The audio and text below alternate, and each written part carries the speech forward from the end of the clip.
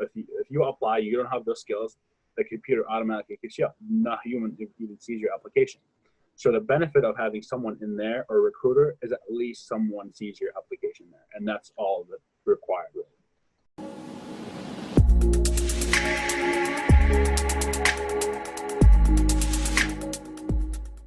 Hello everyone, Ken here, back with another awesome interview for you. Today I talked with Ray, who recently landed a job as a data analyst just 5 months after learning about the field. Here is actually my first correspondence with Ray through the YouTube comments on my channel. He was just starting out from finishing his college degree, and it's awesome to see him come so far in such a short period of time. I really enjoy sharing conversations with super advanced machine learning practitioners, people on the cutting edge of the field, but I think it's just as important to share success stories like these that are relatable to hopefully anyone watching my channel. Ray is a great case study if you're looking to land your first data analyst role. In this interview, we go through how he learned the analytic skills, how he landed his first interview, and how he ended up actually getting the job. You know, there's one thing that he did that I think is really unique with the follow-up that I want to highlight and make sure you guys are aware of. I hope that you can learn from stories like these and land your first data science or data analytics job as well. Now on to the interview. Yeah, we might as well get started. So thank you, Ray, so much for coming on. I think that your story is very cool, and it shows how far someone can come in a very short period of time.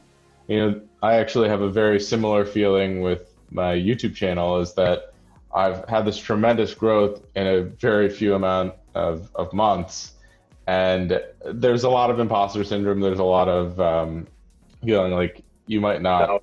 There's doubts and things like that involved. But I'm slowly starting to embrace it. And I think that feeling eventually goes away when you actually start getting your hands dirty. So, you know, the more videos I make, the less I feel it. So I wanted to get a quick story on your background. So first, how you got interested in data science. Next, maybe how you learned data science. And then we could talk about some of the job application stuff next. Okay. So a little bit of my background. I graduated from college. I went to Indiana University Northwest. I graduated in May of 2019. I was a math major with a chemistry minor. I was initially planning to go into medical school. I applied my senior year, and the application takes a year, so I had to take a gap year. During my waiting time, I wanted to do something because honestly, it was getting boring. There was so much free time on my hand, and that's when I started to get into Python. I remember knowing about Python. I knew of Python in one of my math classes, but the only real coding I did was during my research senior year. I coded something in Mathematica, this language called Mathematica, which is like the advanced calculator. It allowed us to do functions and derivatives, stuff like that normal calculations don't allow you to do. So that was my only experience coding. And then around January, I think it was January 15th or something like that, that was when I first started learning what Python was, what coding in general is. And I had no idea what the difference between any of the fields are. I didn't know what programming, I didn't know data science. I thought it was all the same fields, computer science. There's a whole thing like, oh, you're a computer scientist, you can do anything. But then as I started getting into Python and app development, I started to learn about the different domains like app development, iOS development, web development, all that stuff. And I realized that I'm not that much into design work, design an app, design stuff like that. I was more interested in math because that's, again, my degree. And that's when I stumbled upon data analytics. I remember the first time I heard about data analytics was, I knew one of my friends from college, his brother works in a company downtown Chicago. And I asked him, that was one of the first things I asked, was how would I start doing programming? And then he was like, yeah, there are a lot of people that do this. There's a lot of our coders that don't want to do much coding end up in our D&A department. I'm like, what's D&A? He's like, data analytics. I'm like, okay. That was the first time I heard about it. I started looking more into it, and I saw that you do, I wouldn't say minimal coding, but just not as much as mathematical design. And that's what really interested me. And then I just looked up what is data science on YouTube, saw your channel, and algorithms working, you know. Yeah. And the rest is history from there. I started my main issue starting off was really finding the path. Like, what do I start? I had no clue how to start with Python. All the books that I got were like programming books. They started off like printing the basic hello world code, I guess, and then immediately they go into functions and variables, stuff like that. But that's when I started getting like confused, because I just I have like the insane influx of information. Every book out there, I just look up Python, and every book would have a different outline. It would have a different like starting point. Some would start function on chapter 2, some would do functions on chapter 11. It was very, very confusing. So having looked up your channel, I saw like, okay, you need to start off with the basics of Python. You need to go like variables, lists, dictionaries, just like the very, very fundamentals of Python and how to work with those. And then that's when you can move up slowly but surely onto like libraries like pandas and NumPy, and just goes on. What resources did you end up using to learn eventually? So I found two things that really interested me, was DataCamp and DataQuest. They're like similar in like structure wise, but DataCamp is like more video based and DataQuest is more lecture based, like read the text and do practice. I didn't want to do video based because then it would have to be limited by their time, and if I wanted to finish something quicker or wanted to skip around, I didn't want that. So that's what I ended up using DataQuest. They have I started off doing their free course, which is just like the basics of Python, variables, lists, stuff like that, which was like, I think it was 3 courses for free. And then they do have a data analyst path and they have a data science path. I ended up choosing the data analyst path because it's the same as data science, but like way cheaper. And then after that, in DataQuest, we learned Python, then we went to NumPy, then Pandas. After that, we started learning the command line, the Unix. I use Ubuntu on my Windows. And then you learn SQL, PostgreSQL as well. Then they teach you probability, statistics. And then when you choose the data science path after that, then they'll start teaching you about calculus, machine learning, linear algebra, all the fun stuff, I guess. Okay. Awesome. Well, something I want to highlight is that I think all of those, the subscription service, the certificate programs, I think pretty much all of them are really good.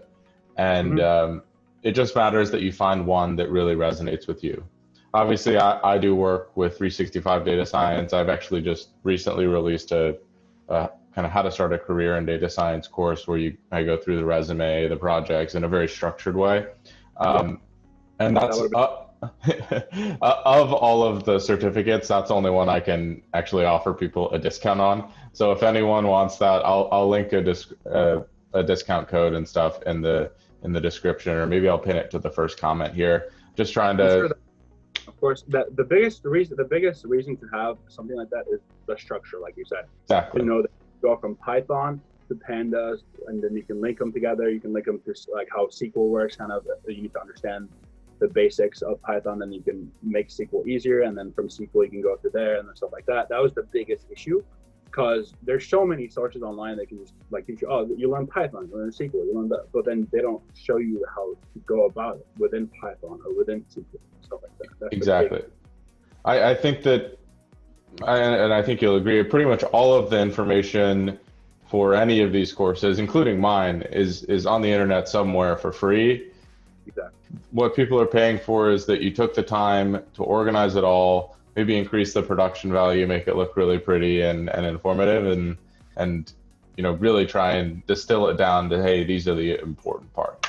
So that's awesome. I think that it's very cool to hear that you struggled learning to begin with and you were able to experiment. I mean, you looked at more than one different course and try to find something that works for you. I think that that's a very, very important takeaway for anyone watching this, is that, again, all of these resources are good, but just find out which one resonates with you best.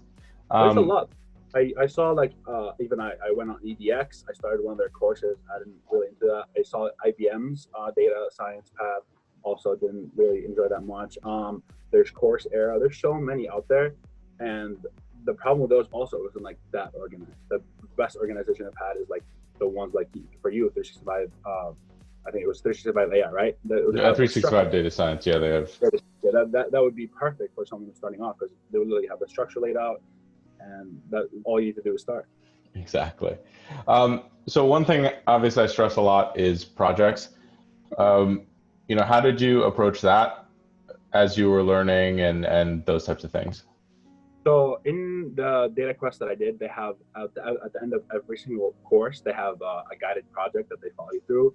So their first project was Python, was like I think just using variables for loops and stuff like that. Then you go on to NumPy project, Pandas project.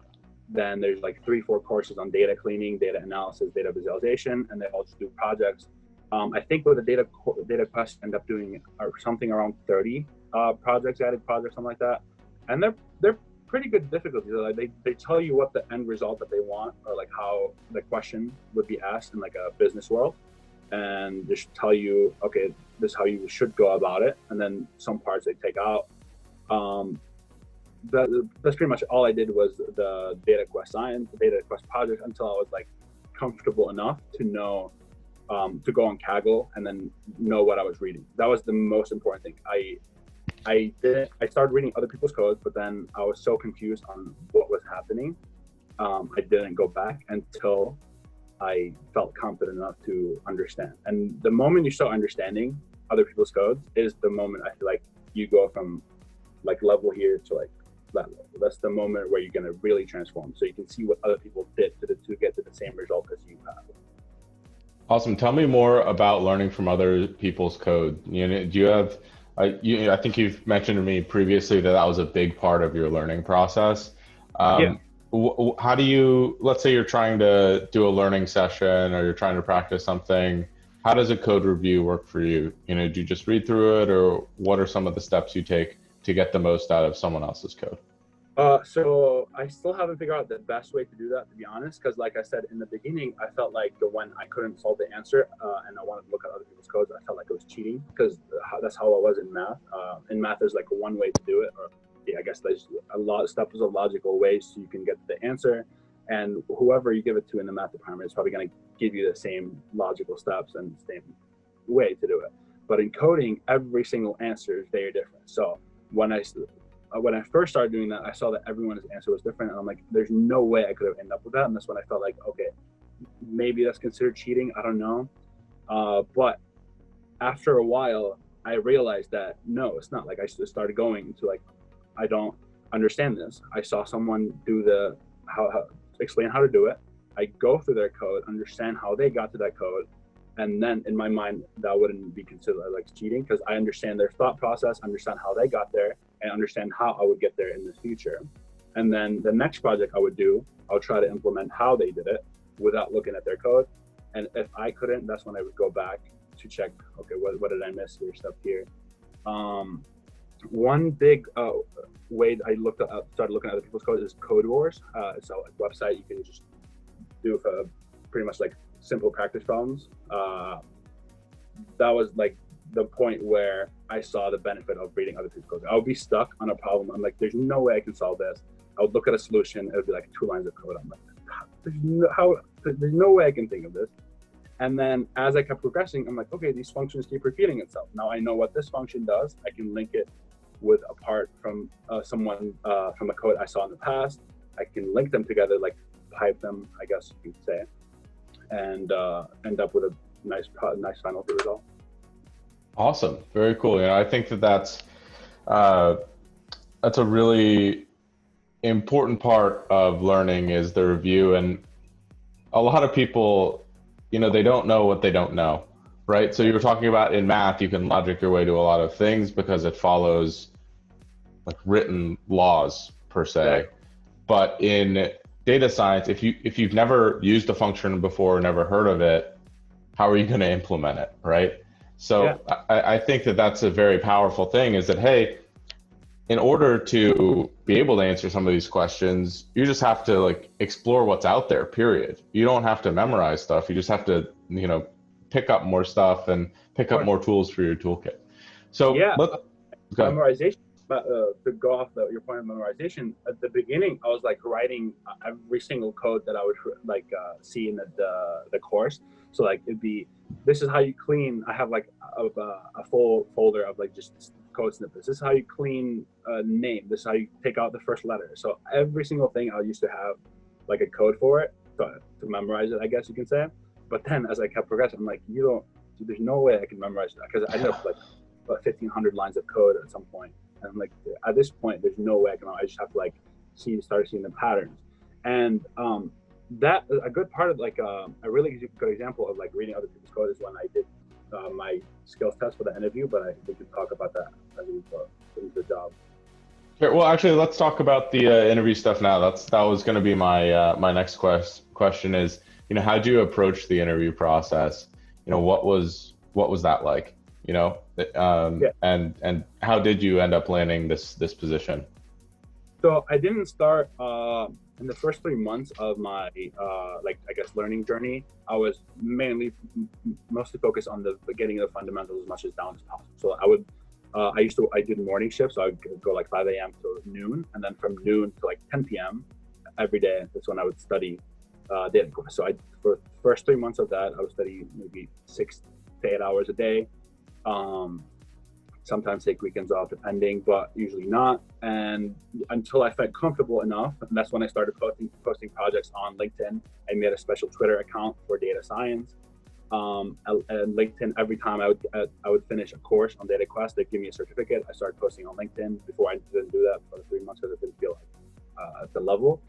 And after that, I started posting maybe 2 or 3 projects a week. Every certificate I have, people start interacting with it, engaging with it, and that's when the recruiters started coming in to my LinkedIn DM. And also at that point, I felt like I could say I'm a data analyst. That's when I put my title in the LinkedIn as a data analyst looking for jobs. And that's when recruiters really started coming in. They seen my projects, they seen that I'm looking. And how I ended up with this interview, one recruiter reached out to me on LinkedIn. She said, we have a position here. I talked to her on the phone. She set up an interview with the CEO. The first time he didn't show up, first and second time he didn't show up. I had to talk to the CFO and then CTO first couple of times. And then third time, he's like, I need to talk to Ray. I talked to the CEO on the phone. He really liked me. Then he was like, okay, I'll issue you the skills test. It was a Python skill test, SQL skills test, and logic and math. And then he was like, after that, we'll do an in-person interview, 60-minute in-person interview. I'm like, okay. The next day, he sends me the skills test. SQL was really easy. Logic was easy. Python was 3 questions. I got 2 of them right. The third one I missed, but then I still had the question after I submitted it. And that's when I started looking up online. I'm like, okay, how do I do this? I discovered that function from reading other people's code. I discovered enumerate function, which gives you the index and the index and the value in a list. And that was one of the questions. It was give the index of the highest number. I think it was, I forgot what the question was specifically was, but I needed to find the index of one of the values given a condition or something. And I had no idea how to find the index just from that, except using the dot index function. And from that, when I read other people's, that one's the function, I'm like, okay, this is not something I knew before. I solved it again. I sent them to the CEO. I'm like, I did not stop learning. I found a new way to solve this. And then the next day he called me and offered the job. He can do the 60-minute in-person interview. Awesome. Well, I think that there's a bunch of really cool takeaways from your experience there. So the first thing is sharing your stuff on LinkedIn. Putting your stuff out there is really, really important. You want to create, in my mind, attraction to yourself. It's so much easier to get a position if you're not asking, if other people are asking you. That way there's a ready momentum going towards you getting a job rather than, going the other direction, asking. And the best way to do that is sharing your work. I think LinkedIn is an incredible place to do that because your audience is the exact people who you want to be talking to. Even on YouTube, if I was putting projects out there, there's no guarantee that there are recruiters or any of these groups out there. So really awesome job. One more time? There could be one. Absolutely. Exactly. The only way you gauge engagement is you go out and engage. Why? If you expect someone to go out and engage with you, but you're not doing the engaging, how does that make sense? You do engagement, and then you expect someone else to do engagement with you. That's I agree. that's what it should do away. Yeah, 100%. And so the next thing I think is really important is that you ended up going through a recruiter. A recruiter reached out to you. I don't think I've talked to a single data scientist. I've talked to a couple data analysts who've gone through their traditional, like applied for a job online and then like went in completely cold without knowing someone. But that's the exception to the rule. I mean, if you have, again, that momentum going where you either have someone in the company who is, a friend of yours, an acquaintance who's referred you, that gives you an extra touch point, or a recruiter who the company is hired to vet people, there's just a way increased incidence of people getting hired. And I've from seeing that, I haven't actually. I've applied to so many jobs on LinkedIn, like data analyst, but the requirements alone are crazy. Like they wouldn't. The data science field hasn't even out for 10 years, and some of them want experience for 10 years. I'm like, I don't understand. And many of them like just list the general as if like they just Google what is data science. Here's the skills you need to do science: Python, SQL, Hadoop, Spark. You don't even. There's so much stuff that they put on there that you would need years and years of experience.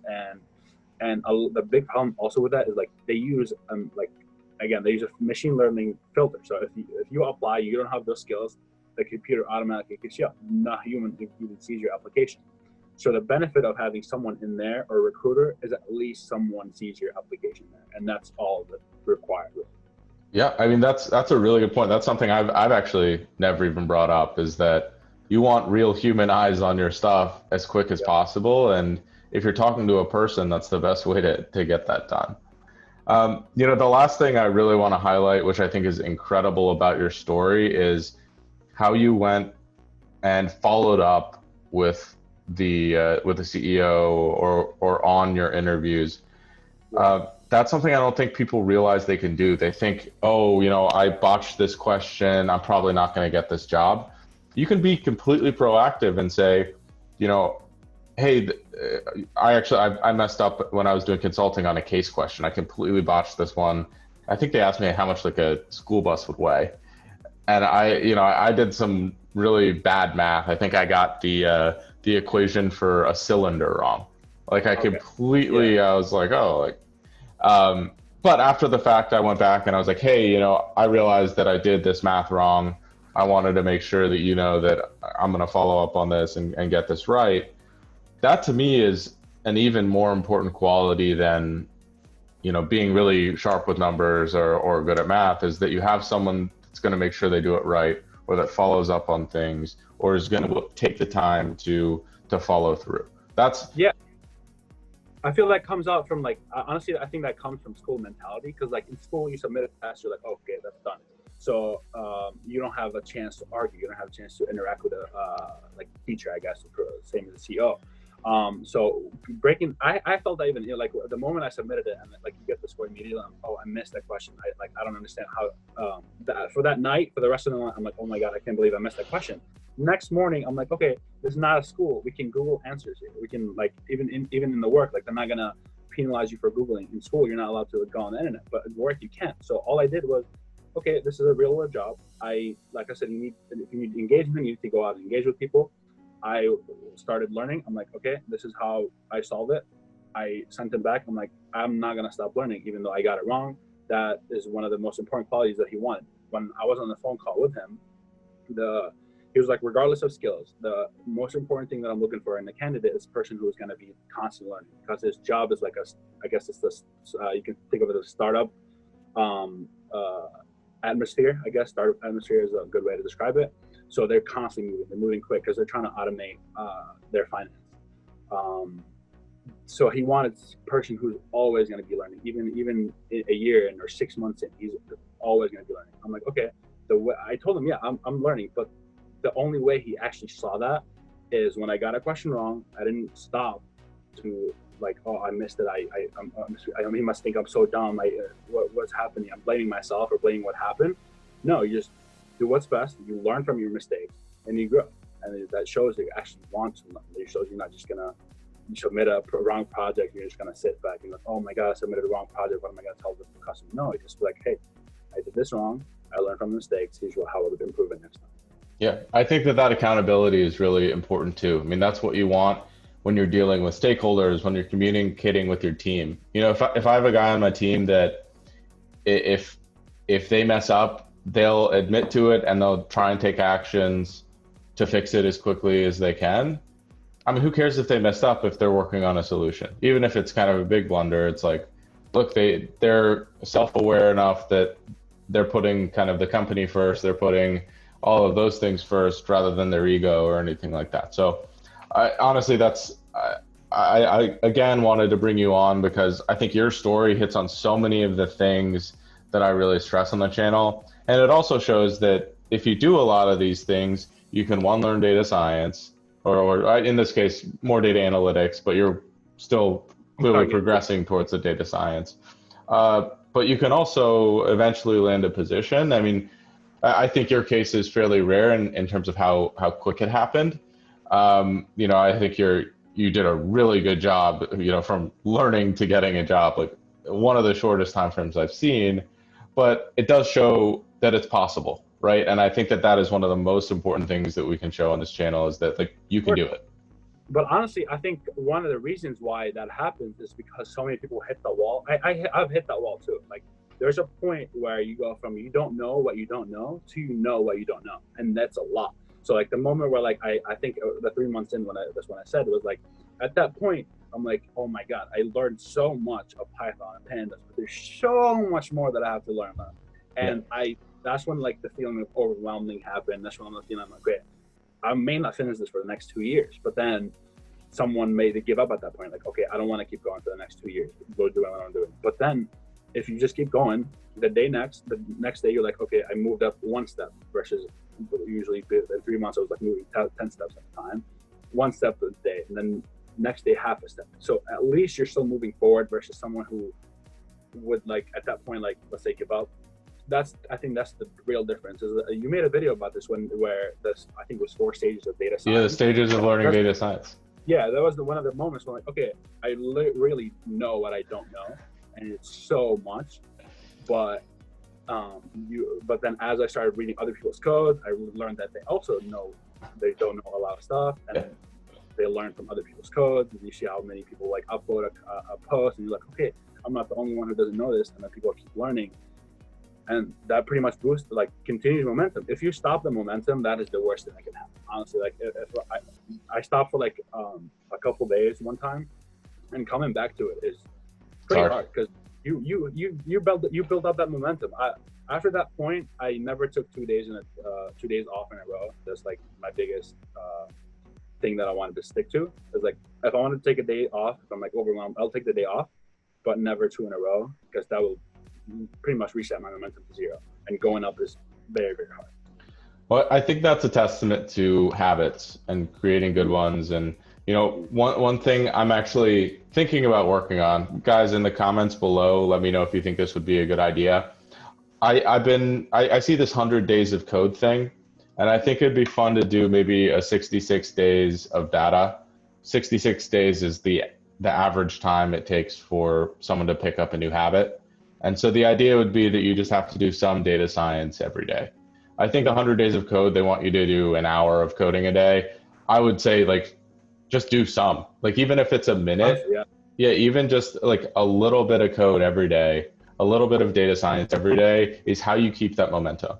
You know, like it might sound silly, but like for me, even if I write like literally like 1 line of code, I look at the data, I explore it with like value counts, right?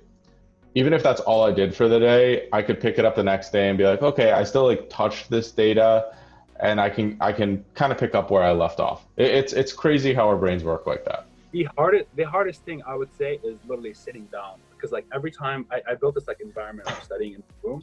So now every time I go in my room, I'm like, oh, I don't want to sit down. That's like automatically my brain would be like, don't. Like it's just like, don't. It's like avoiding pain kind of. But then the hardest thing is literally sitting down, starting computer, doing a little bit of things, and then once you do that, your brain is like, okay, I guess he's not giving up. Let's just keep going.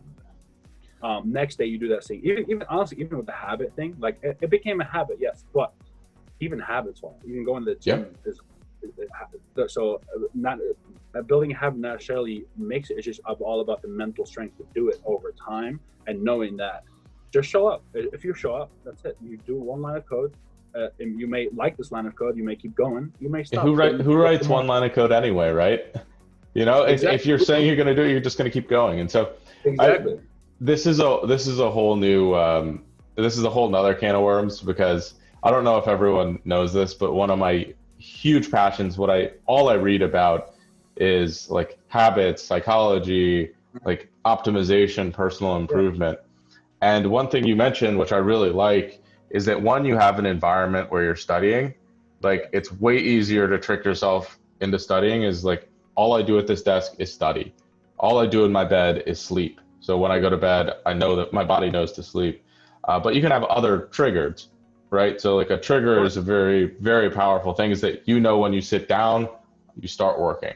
And like, Pavlov taught us about triggers and how, if you combine two actions together, for example, with running, right? I know all I have to do, I have a pair of running shoes next to the door. If I put the running shoes on, I'm running, and that's all it takes. Like, it's so much easier to put on a pair of shoes than it is to go running.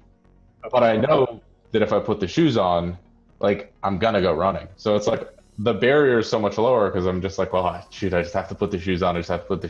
And then, it kicks in gear. So sorry, I love that stuff. It's a big passion. All I do most of the time is to just watch. When on my break times, I just watch like motivational videos, like David Goggins. I read his books. I love Can't Hurt Me was really good. I enjoyed it. I'm gonna link that below. It'll mess you up, guys. Of course.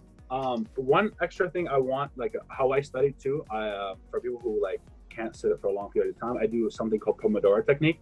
I studied for 25 minutes, no distractions at all, nothing but focus on studying, and then 5-minute break or 10-minute break, depending on how I'm feeling. But that allowed me to like, okay, if my phone rings or if my phone's, if someone messages me during that 25 minutes, I don't care. I'm doing that for 25 minutes, nothing else. So even if I wanted to sit and write one line of code, I know I have to commit 25 minutes minimum. And after that 25 minutes committed, I'll take 5 minutes to on my phone, kind of like let my brain rest, on my see what's texting me, whatever. After that 5 minute, go back to 25. I know I'm committed at 25. I can't cut it half. I can't stop halfway. I have to do that 25. And then if I want to stop during that 5-minute break, then I can stop. But that's another way to keep yourself accountable also. And also eliminates a lot of distractions, because nowadays you have such a short-term attention span, attention span, exactly. So that having 25 or even 15 minutes, 15.5, some people can go even like 50, then 10.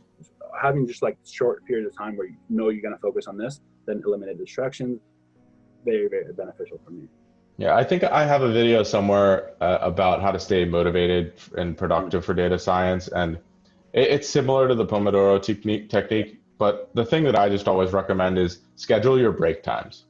Because if you know you're going to take 5 minutes for a break, like in the Pomodoro technique, that break time doesn't creep.